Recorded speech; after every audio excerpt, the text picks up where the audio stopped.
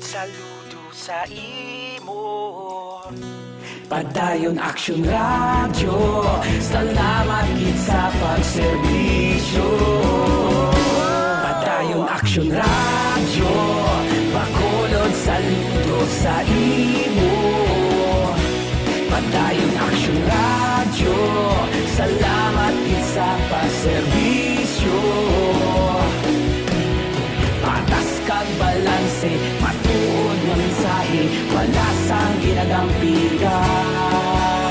Padayon Action Radio.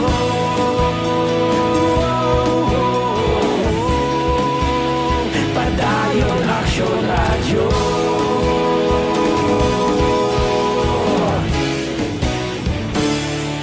Padayon Action Radio.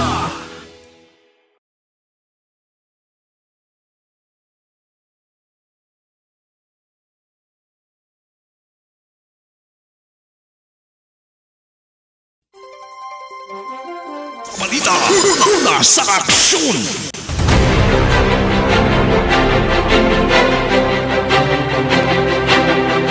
Action Radio Philippines Standard Time, alas 6:12 kay karon sa detalye sa aton mga nagapawda nga balita lokal.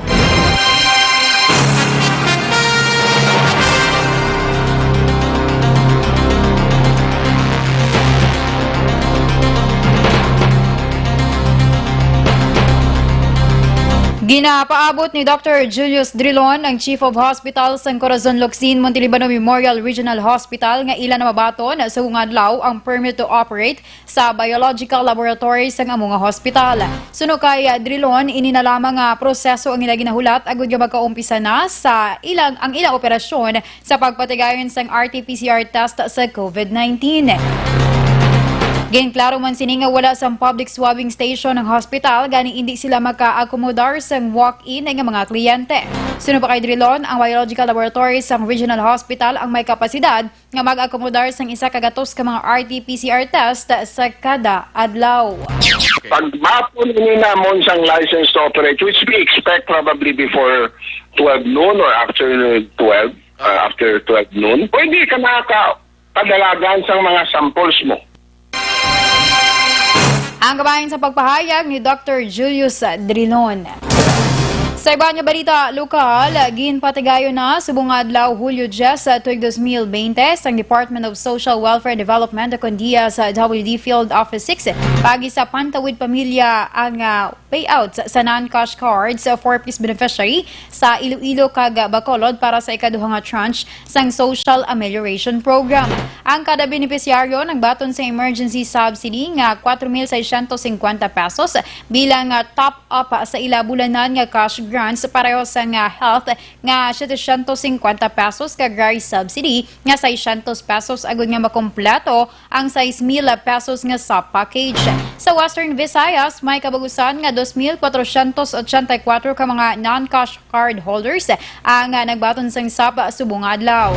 Ini ang ginalakipan sa Iloilo nga may 2,405 ka mga household beneficiaries halin sa 43 ka banwa kag syudad samtang 79 naman diri sa syudad sang Bacolod. Sa dugang pang balita lokal, ginaabi-abi sa Bacolod City Police Office ang pagtugot sa DILG nga sarang makaangka sa motorsiklo ang mag-asawa kag live-in partner. Suno kay Bacolod City Police Office Public Information Officer Lieutenant Colonel Ariel Pico, wala pa ang order sa DILG na pamatuman na ini sa syudad sa Bacolod sang ini ang ginpaidalom sa General Community Quarantine. Suno kay Pico, sa tupag ginaprobahan na sa Local Interagency Task Force ang pag-angka sa motorsiklo nga ginagamit nga mode of transportation sa mga frontliners kag naga-deliver sa mga essential goods. Iniapisar sa ginapatuman nga social distancing nga pangabay lamang ni Pico nga sundon ang patakaran kaangay sa photocopy sa marriage contract sa mag-asawa nga nagaangkasanay. Sa mag-live-in partner naman, yara na sa mga otoridad ang mag-validate sa sitwasyon. Sa karon ginahulat sa pulis ang guidelines kung ano nga material ang gamiton bilang barrier sa nagaangkasanay agud nga masunod ang social distancing. Ini adriya sa aton sa sudad sa Bacolod, hindi nangin problema diri kay ang aton mismo chairman sang IETF, si Vice Mayor Ulcet Pamillaran, suportahan man ni City Director, Police Colonel Attorney Henry Viñas, gina-allowed na ina diri sa aton sa sudad sa Bacolod, wala pa ning direktiba yan ni DILG Secretary Anyo. Ang kabahin sa pagpahayag ni Bacolod spokesperson Lieutenant Colonel Ariel Pico. Dead on arrival sa hospital ang isa ka persona matapos sa aksidente nga nakabunggo sa likod sang aberyado nga truck ang ginamanaw nga motorsiklo alas 8:30 sang gabi sa Hulyo 9 sa barangay Ifehenio, syudad sang Talisay. Ginkilalang biktima sa kay Ramel Banyares, 36 anyos, kag residente sang syudad sang Silay. Suno kay Lieutenant Ray Cordero, ang Public Information Officer sa Talisay PNP, pauli na kuntani si Banyares apang bangod madulom ang lugar. Posible wala niya makitaan ang nakapark na truck sa higad sang dalan sa piyak nga mayara sang early warning device. Rason nga nagbunggo kaga nakaangkon sa malubha nga pila sa ulo nga mo naman ang gintunaan sa nga kamatayon. Dugang pa ni Cordero, isa ka bulan na nga nakapark ang truck bangod man sa mechanical issue. Palayag pa ni Cordero nga nag-istorya naman ang pamilya sa biktima kag tagiya sang truck kundiin nagpasiguro nga maghatag sang bulig pinansyal sa pamilya sang biktima. May mechanical failure ni bali ang transmission niya wala na naga-function. Amo na nga nadugayan hindi siya mga 1 month na nata siya nga nakapark dira sa may access road. Ang kabahin sa pagpahayag ni Lieutenant Ray Cordero. Nagsaka sa 455 ang kaso ng COVID-19 sa Western Visayas matapos nadugangan sa 28 ka kaso sa diin, 18 ang Negrosano, na 9 ang sa probinsya sa Iloilo, kag isa ang sa Capiz. Sa COVID-19 case, bulletin number 106 sa Department of Health Western Visayas, sa 1,243 ka laboratory results, 28 ang positibo kag may 4 ka repeat test. 1,211 naman ang negatibo sa test result kag wala sang repeat test. Napulo naman ang recoveries kag tanan taga syudad sang Iloilo. Samtang sa 455 ka kaso sa Western Visayas, 275 ang aktibo nga kaso, 169 ang recoveries kag nagapabilin sa 11 ang napatay. Sa katapusan nga balita lokal, ginpasakaan sa kaso ang barangay kapitan kag siyam kay banpa nga persona sa barangay Mansilingan diri sa syudad sa Bacolod bangod sa ginaligar anomalya sa paghatag sang ayuda nga 6,000 pesos sa idalam sang Social Amelioration Program. Suno sa reports ng Criminal Investigation and Detection Group o CIDG Bacolod, Field Unit ang mga ginpasakaan sa kaso ang sanday punong barangay Rodolfo Pico Jr., barangay Secretary Edward Meneses, Purok President Julius Villaflor, Purok President Victorious Cristally Valenzuela, kag Gina Gilbor, Amelita Mondihar, Gregorio Beniten, Lourdes Palma, Annabel Javier, kag Mercedes Rory Capunong. Tanan lunsay opisyales sa Purok Granville 1 kag 3 sa barangay Mansilingan diri sa syudad sa Bacolod. Kaso nga paglapas sa Republic Act 1319 ukon Anti-Graft and Corrupt Practices Act, RA 11469 ukon Bayanihan to Heal as One Act of 2020, kag Republic Act 6713 ukon ang Code of Ethical Standard of Public Officials ang ginpasaka batok sa 10 ka mga persona. Ini ang kag ini na ang ikasyam nga pagpasaka sang kaso sang CIDG Bacolod may angot sa issue sang SAP. Una sa balita, una sa aksyon. Sa aton mga ka-aksyon, kahibalo-bala kung pinaka-importante gid nga halungon man nato ng atong ikaayong lawas. Agud man ikawan ang sakit, dapat epektibo man nga food supplement ang aton kinahanglan. Ginarekomendar ko sa inyo Santon Plus Gold. Mas ginpanami kag mas ginpa-epektibo, bangod mayara ini sa extracted nga mangosteen, amarguso, garlic kag spirulina. Ang Santon Plus Gold epektibo nga makabulig sa diabetes, mahigko dira nga dugo, hypertension, inflammation, bukol kag iban pa. Santon Plus Gold mabakal sa mga butika. Detalye sa nga ito mga nagapaunang balita nasyonal pagkatapos lamang sa mga ini.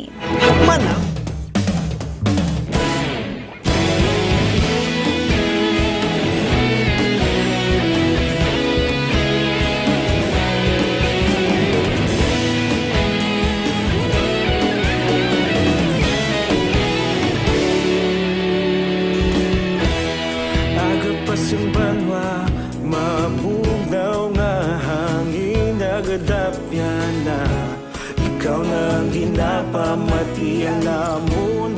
sa sandigan.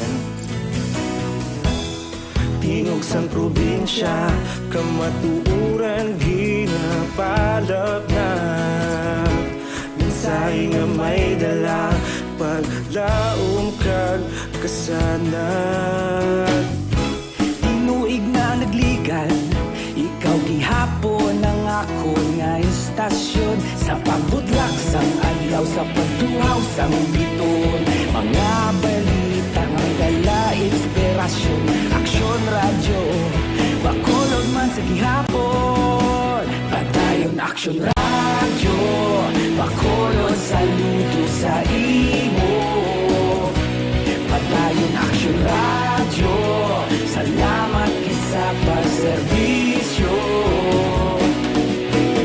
Patas kag balanse, matuod nga mensahe, wala sang hinagang pinggan.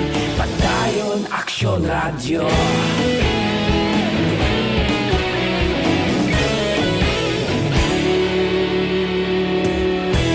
Magkulong kag negrosanon, inyong nga pamatian. Istasyon nga nagapalaplag sang kamatuuran. Mabakod nga prinsipyo, reporter handa sa serbisyo. Kahapon, karon kag sa gihapon, kita magapadayon.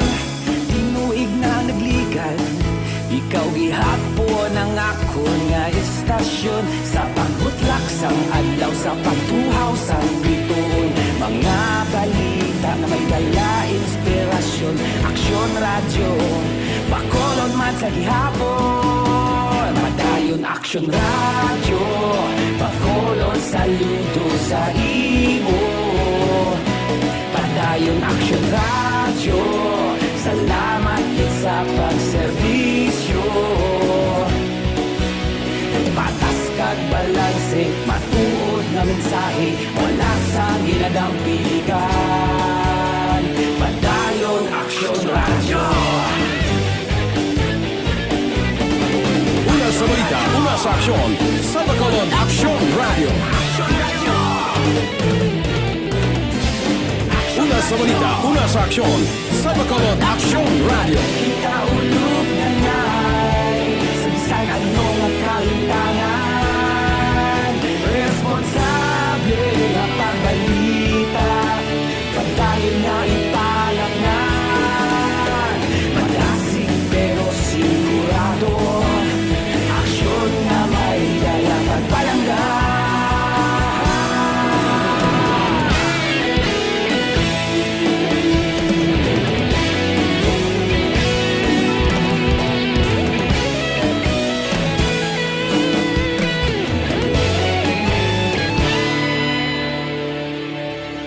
Padayon aksyon radyo, bakolod saludo sa imo. Padayon aksyon radyo, salamat gid sa pagserbisyo. Padayon aksyon radyo, bakolod saludo sa imo. Padayon aksyon radyo, salamat gid sa pagserbisyo.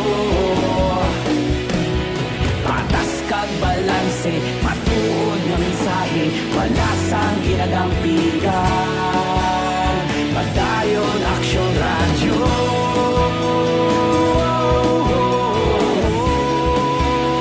Padayon aksyon radyo.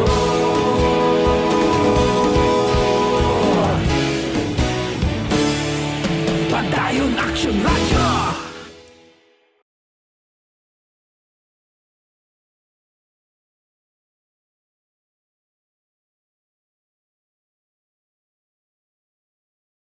Una sa balita, una sa aksyon. Action Radio Philippines Standard Time, alas 6:26, kagkaroon sa detalya sa ngaton mga nagapangunang balita nasyonal. Ginbasura sa House panel ang ginadusong nga dugang nga 25 katuig nga prangkisa sa ABS-CBN. Sa boto nga 70 nga yaskag 11 kano, gin-adopt sang panel ang committee resolution sa nga Technical Working Group o TWG nga nagarekomendar sa pagwasura sang franchise application. Base sa reports ng TWG, may ginlapas ang ABS-CBN sa unang nga prangkisa matapos nga ilaan ay chairman nga si Eugenio Lopez III ang pareho nga Filipino kag American citizen. Sunod amo ang pag-issue sang Philippine Depository Receipts nga ginaligar nagpabor sa mga dumuluong. Inappropriate program content, pag-intra sa politika, tax avoidance scheme, less than exemplary labor practices, kag madamo kaiban pa. Sa dugang nga balita, national ginaapilar ni Senator Sherwin Gatchalian sa Department of Education nga magpatigayon sang targeted approach agud nga mapunggan ang pagdamo sang kabataan nga babayi nga naga-drop out para sa pagbukas sang klase. Nagakahangawa ang senador angod sa epekto sang COVID-19 sa mga pamatanon, ilabi na sa mga babayi nga kun basihan ng latest studies ng International Labor Organization kun ILO. Suno kay Gatchalian, dapat mawagkuron sang DepEd ang kasiguruhan nga ang mga kabataan nga babayi ang maka-access sa edukasyon sa pihak sang pandemic. Dugang pa ni Gatchalian nga kinahanglan immobilize ang DepEd ang mga class advisor nga in charge sa enrollment sa mga batang babae nga dako ang tsansa nga mag-drop out. Palayag pa ni Gatchalian, ginapakita sa record santo nga mayara sang Ebola outbreak nga 16% sa mga babae nga nagaedad 12 tubtob 17 anyos ang nag-drop out kag kalabanan sa ila ang na-expose sa teenage pregnancy, child labor, physical kag sexual abuse.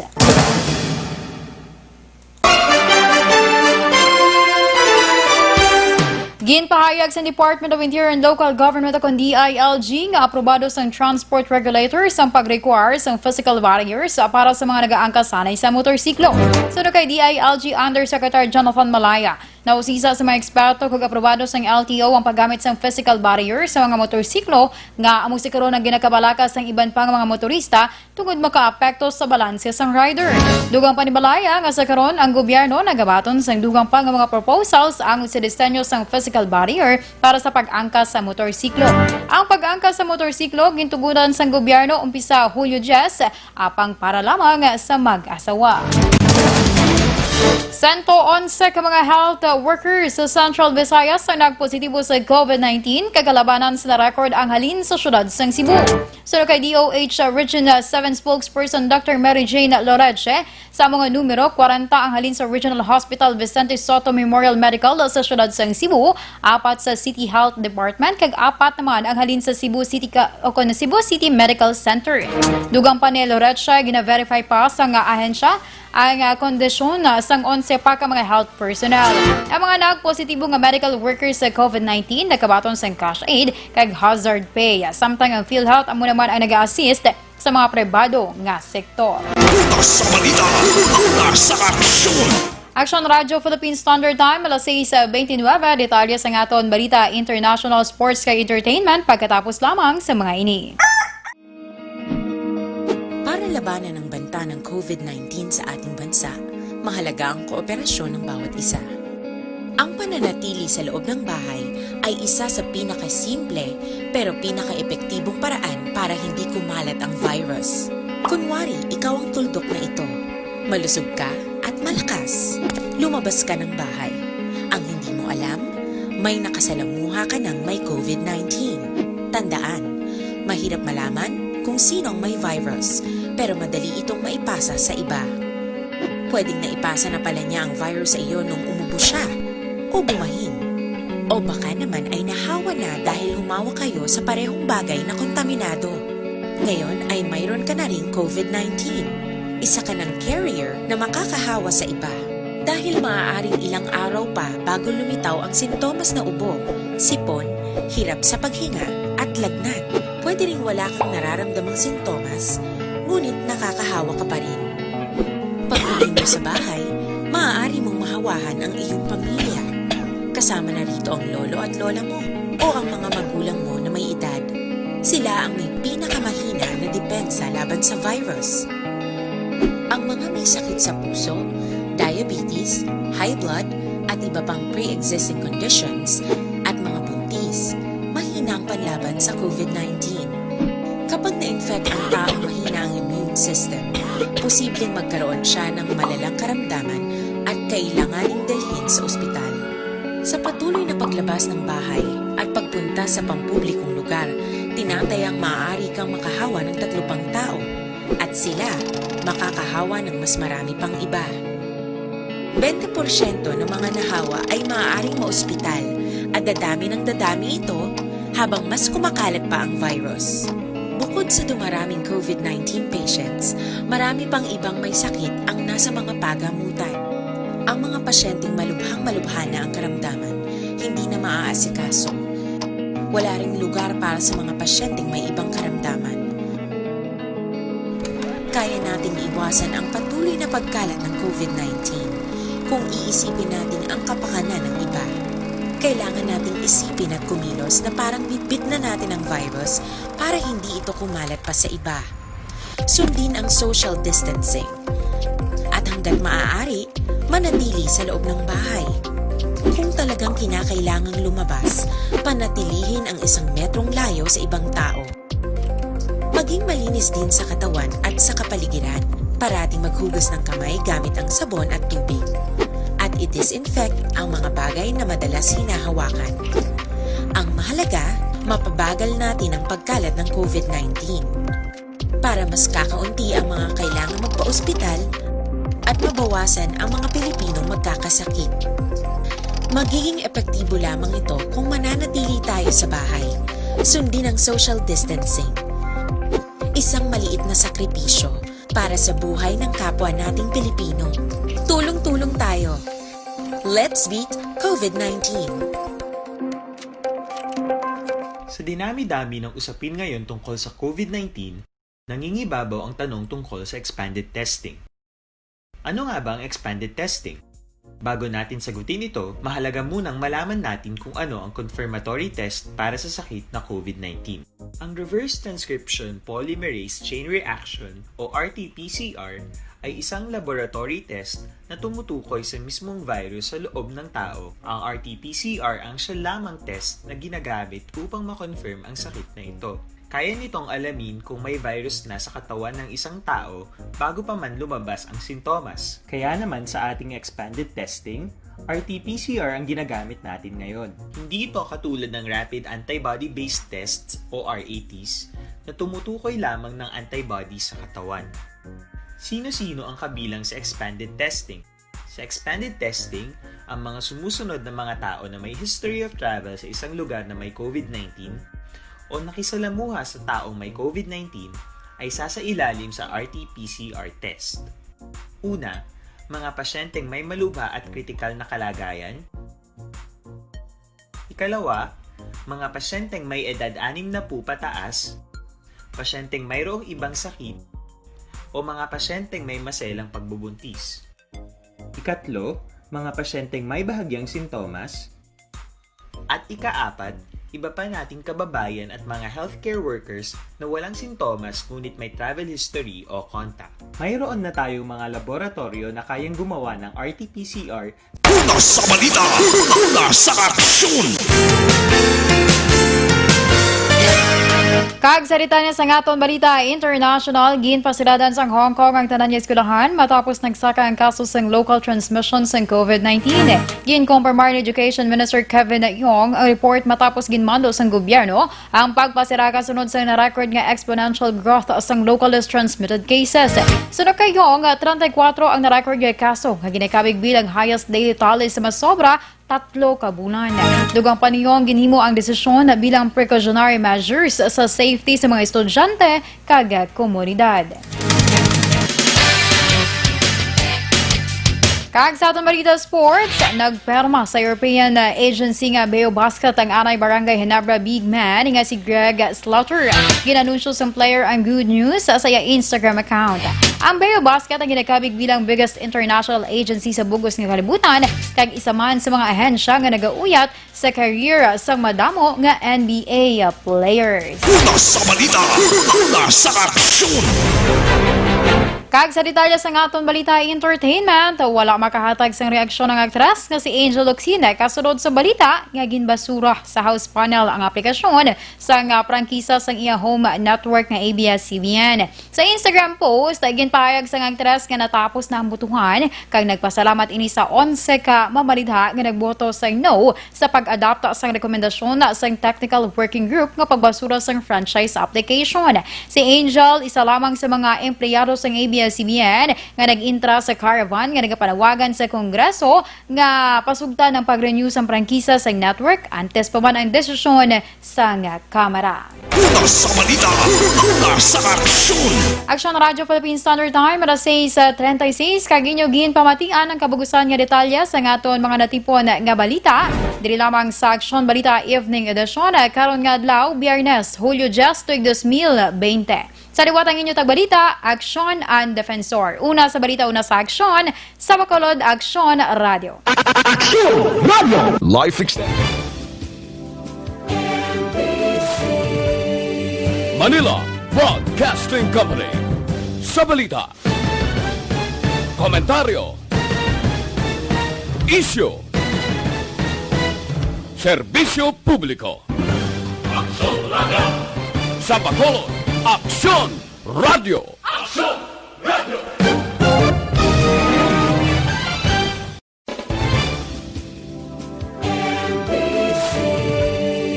Manila